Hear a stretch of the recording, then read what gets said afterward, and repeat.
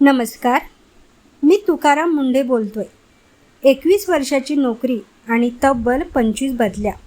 लोक म्हणतात नियम बदलले की माणूस बदलतो, पण मी सांगतो व्यवस्था कितीही बदलली तरी तुकाराम मुंडे कधीच बदलणार नाही.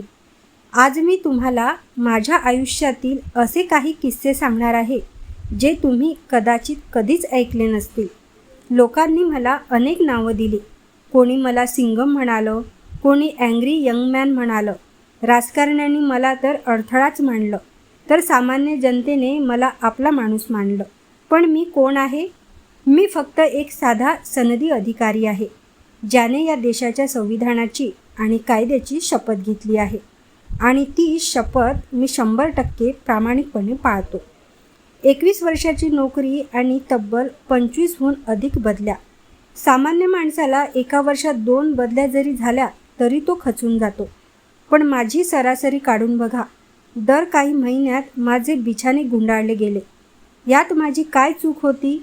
मी फाईलवर सही करायच्या आधी असं विचारतो की यात जनतेचा किती फायदा आहे, आणि जर नसेल तर तो समोरच्या राज्याचा मुख्यमंत्री असो किंवा देशाचा कोणताही नेता, मी त्या फाईलवर लाल पेन चालवतो.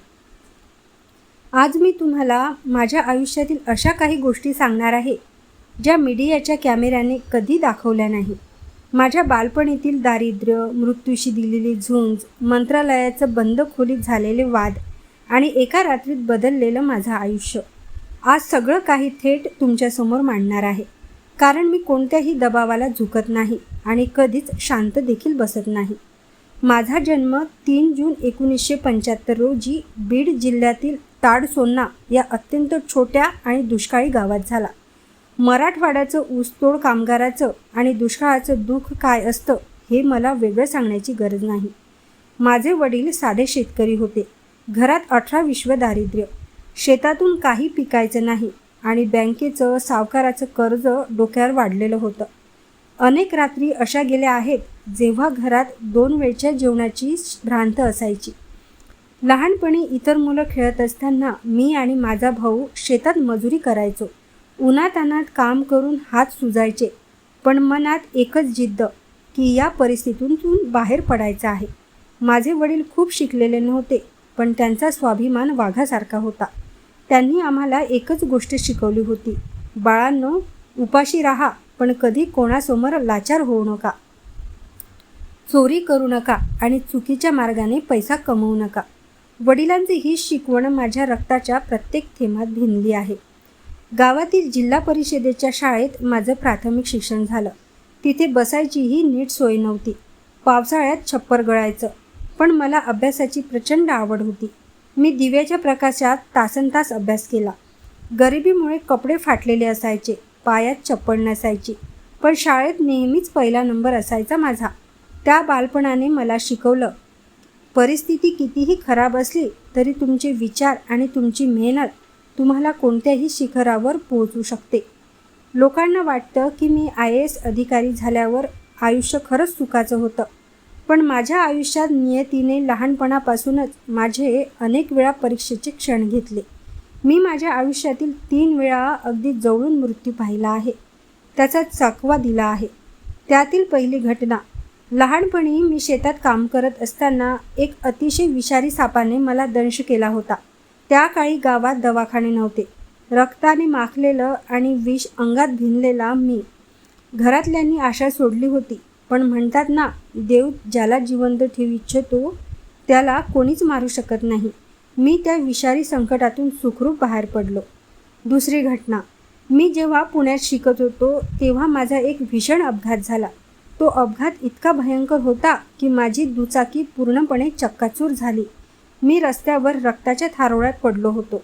लोकांनी रुग्णालयात नेलं. तिथे डॉक्टरांनी सांगितलं की जगण्याची आशा फार कमी आहे, पण माझी जगण्याची जिद्द आणि माझ्या आईवडिलांचे आशीर्वाद माझ्या पाठीशी होते. मी पुन्हा उभा राहिलो. तिसरी घटना, प्रशासकीय सेवेत आल्यानंतर वाळू माफिया आणि भूमाफियांच्या विरोधात जेव्हा कारवाया सुरू झाल्या तेव्हा मला अनेकदा जीवे मारण्याच्या धमक्या आल्या. एका कारवाई दरम्यान माझ्या गाडीचा अपघात घडवण्याचा प्रयत्न केला गेला. माझ्या गाडीला रक्ताने माखलेली परिस्थिती मी जवळून पाहिली आहे, पण मी घाबरलो नाही. मरणाची भीती त्यांना वाटते ज्यांचे हेतू काळे असतात. माझे हेतू साफ आहेत, म्हणूनच मी मृत्यूच्या डोळ्यात डोळे घालून बघू शकतो. हा प्रसंग स्पर्धा परीक्षा करणाऱ्या प्रत्येक विद्यार्थ्याने नीट ऐकला पाहिजे. 11 मे 2005चा तो दिवस होता. मी आधी MPSC पास झालो आणि अमरावती येथे महाराष्ट्र फायनान्स अँड अकाउंट सर्व्हिसेसमध्ये ट्रेनिंग घेत होतो. मी तिथे क्लास 2 म्हणून अधिकारी प्रशिक्षणार्थी होतो. तिथे आमच्यासोबत काही क्लास 1 अधिकारीसुद्धा होते. त्यांचा तोरा आणि रुबाब वेगळाच असायचा. दुपारी 3:59 त्या क्लास 1 अधिकाऱ्यांचा माझ्याकडे बघण्याचा दृष्टिकोन अगदी सामान्य होता. ते मला सहज हाक मारायचे, "ए तुकाराम, इकडे ये, जरा ते बघ बरं काय झालं." मी शांतपणे ऐकून घ्यायचो. पण ठीक दुपारी 4 वाजता UPSCचा निकाल लागला. इंटरनेटवर PDF लोड झाली. मित्राने धावत येऊन सांगितलं, "तुकाराम, तुझा देशात 20वा रँक आला आहे. तू IAS अधिकारी झालास. विश्वास ठेवा." 4:01 म्हणजेच अवघ्या 60 सेकंदानंतर सीन पूर्णपणे बदलला. जे अधिकारी मला "ए तुकाराम" म्हणत होते ते खुर्चीवरून उभे राहिले. त्यांच्या हातातील चहाचा कप बाजूला झाला आणि ते अत्यंत आदराने म्हणाले, "या तुकाराम सर, बसा. चहा घेणार का?" फक्त 1 मिनिटात समाजाने माझं नाव बदलून सर ही पदवी दिली. त्या दिवशी मला समजलं की समाजात जर तुम्हाला मान हवा असेल तर रडत बसू नका, तर स्वतःला सिद्ध करा. तुमचे कष्टच तुमची खरी ओळख निर्माण करतो. माझी पहिली पोस्टिंग नागपूरला झाली. त्यानंतर मी वेगवेगळ्या जिल्ह्यांमध्ये काम केलं. मी जिथे गेलो तिथे भ्रष्टाचारांचे धंदे बंद पाडले. जेव्हा मी सोलापूरचा जिल्हाधिकारी होतो तेव्हाचा हा किस्सा आहे. एकदा मी पुण्यातील एका मोठ्या प्रशासकीय बैठकीसाठी शासकीय गाडीने जात होतो. भिगवण परिसरात हायवेवरून जात असताना मला रस्त्याच्या बाजूला वाळूने ओसंडून भरलेले अनेक ट्रक उभे असलेले दिसले. मला संशय आला. मी ड्रायव्हरला गाडी थांबवायला सांगितली. मी साधा शर्ट पॅन्ट घातला होता. अंगावर कोणतीही वर्दी नव्हती आणि गाडीवर दिवासुद्धा नव्हता. मी गाडीतून उतरलो आणि त्या ट्रकचा ड्रायव्हर आणि तिथे उभ्या असलेल्या एका माणसाला विचारलं, "हे काय आहे? या वाळूची रॉयल्टी पावती कुठे आहे?" तो माणूस गुंड प्रवृत्तीचा होता. त्याने मला ओळखलंच नाही. तो माझ्या अंगावर धावून आला आणि उडवाउडवीची उत्तरे देऊ लागला. "ए चल बाजूला हो, फार शहाणा दिसतोय. तुला काय करायचं या पावतीचं? कोणाची गाडी आहे माहीत आहे का तुला?" मी शांत राहिलो. मी तिथूनच थेट पुण्याच्या जिल्हाधिकाऱ्यांना फोन लावला आणि सांगितलं, "मी तुकाराम मुंढे बोलतोय. भिगवण चौकात बेकायदेशीर वाळूचे ट्रक उभे आहेत. तात्काळ मोठा पोलीस फौज पाठवा." माझा फोन कट झाला आणि 10 मिनिटात तिथे पोलिसांच्या गाड्याचे सायरन वाजू लागले.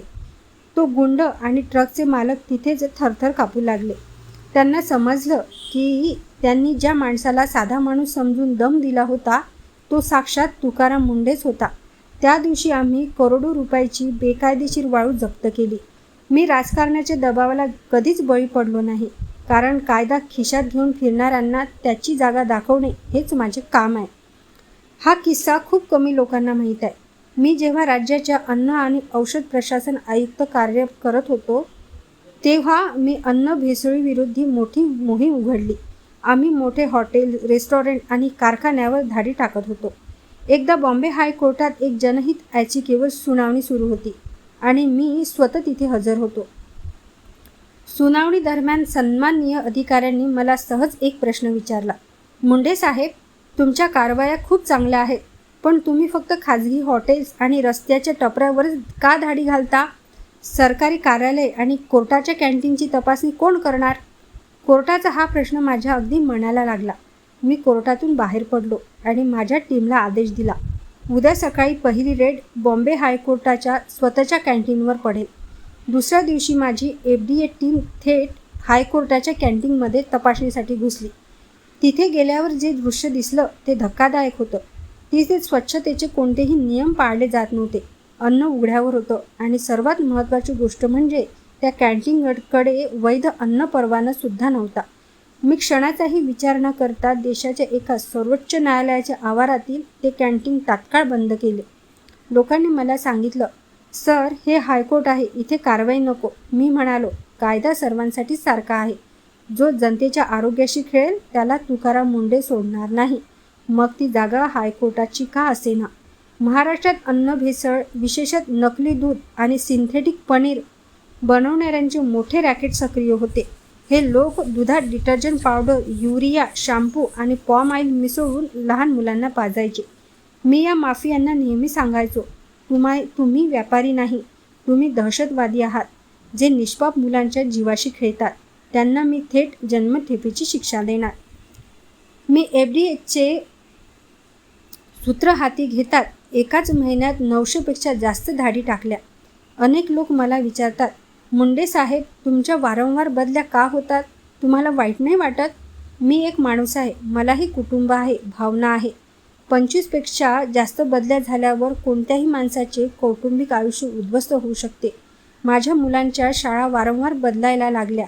ते एका शहरात स्थिरावतात, त्यांचे मित्र बनतात, तोच माझी बदलीची ऑर्डर येते.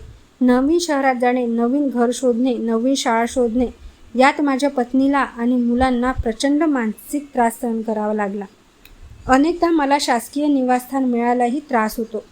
राजकारणात विचार करायचे की याच्या बदल्या केल्या गेल्या की कंटाळे आणि आमच्या पाया पडेल, पण ते विसरले की मी बीडच्या कर्जबाजारी बापांचा निर्भीड मुलगा आहे. माझ्या वडिलांनी मला कधी झुकणे शिकवलंच नाही. मी माझ्या पत्नीला सांगितलं होतं, जर मी पैशाच्या मागे लागलो असतो तर आज आपण महालात राहिलो असतो, पण मी जनतेच्या प्रामाणिकपणाची कमाई खातोय, त्यामुळे हा त्रास होईल आणि माझी मान कधीच झुकणार नाही. माझ्या कुटुंबाने मला नेहमीच खंबीर साथ दिली, म्हणून मी सिस्टीमशी लढू शकलो.